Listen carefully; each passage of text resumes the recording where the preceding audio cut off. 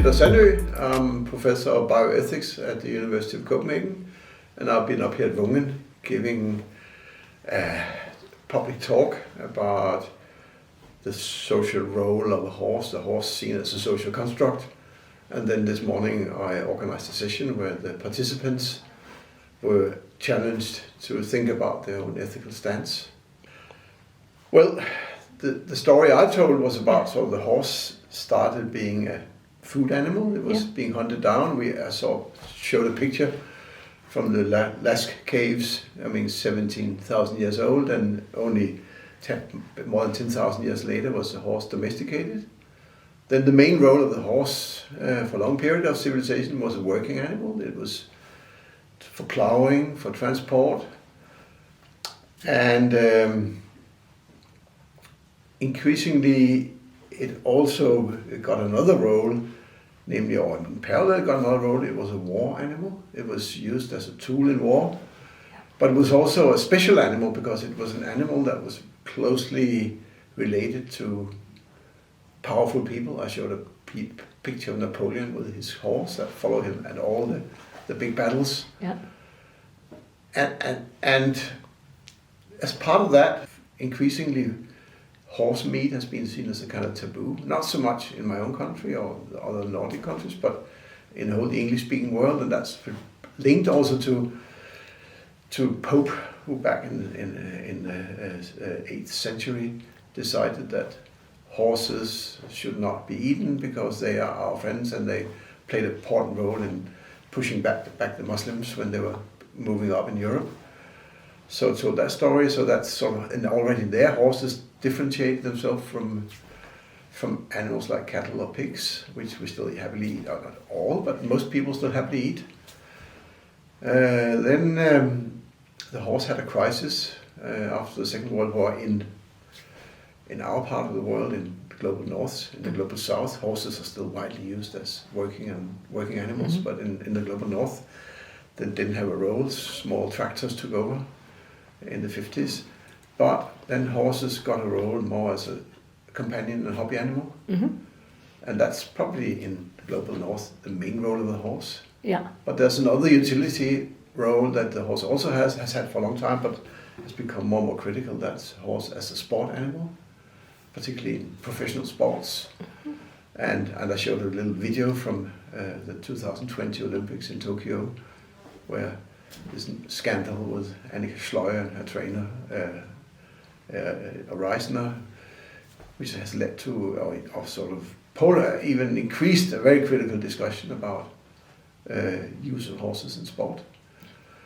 And then I mentioned that also now horses more and more have a very different role, because now some of them get loose and become feral animals.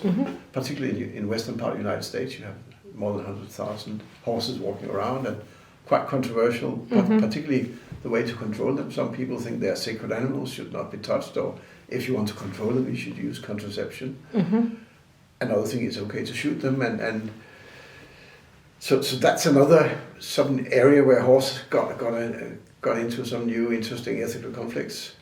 And the final thing I mentioned is something is a big issue in my own country, not in many countries, is the use of the horse for rewilding projects, where the horse is put out in nature areas, partly as a grazer, but also with some not very well thought out idea of getting itself rewilded. And that, in my own country, Denmark, gives a lot of controversy. So I sort of outlined all these things, and then I said, well, underlying these issues are two kinds of ethical concerns. One group of concerns are linked to what do we mean by horse welfare, what's a good horse life? And here I think there are some really conflicting ideals. On the one hand, there's the idea that horses are poor little companion animals that we need to nurse and take care of.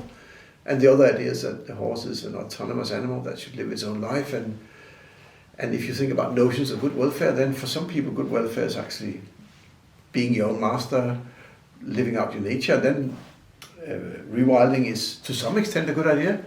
Feral horses is to some extent a good idea. Of course there can be excesses where they starve, but if that's being managed, then that's a great idea. But for some other people that's a dreadful idea, because for them horse welfare is us taking care of the horses. So there's this dilemma. And then there's a whole issue about how to control and manage horses, where the killing issue is probably the most prominent. Some parts of the world, I kept on describing the Danes and other Scandinavians as having a Nordic noir view. So they seem to be more or less in favor. So as long as you kill them painlessly, what's a big deal? Whereas in other parts of the world, that's an absolute no-go. So there's this ongoing discussion about whether you're allowed to kill horses. Whereas for other animals, birds, they die in big numbers and no one seems to care. In nature and other animals, food animals, we just kill in endless numbers and people think that's okay as long as you slaughter them, okay, what's the big deal? And horses has this sort of special status. That horses is not just a companion animal, it's also not a farm animal. It has its own life in a strange grey zone in the middle. And that in a way has been the theme of all the parts of the course I've been part of, to make people think about that. Some people object and say, why do you do this to me? I'm a biologist, I don't want to hear about this. But of course you cannot avoid, if you go into issues about horses, to engage with all these social issues and be aware of them and be able to handle them professionally. Laws are very different across countries, even in Europe. In some countries, killing horses without having either wanting to eat them or because they're seriously ill causes a big problem. Other contexts like my own, you can kill a horse as long as you do it well. The rewilding has problems with the law because horses, according to the law, should be monitored on a daily basis. But if you have horses in big rewilding area, there's no way you can monitor them that way. So also laws are being negotiated, but they're also very different across countries. Advocacy groups normally promote their cause by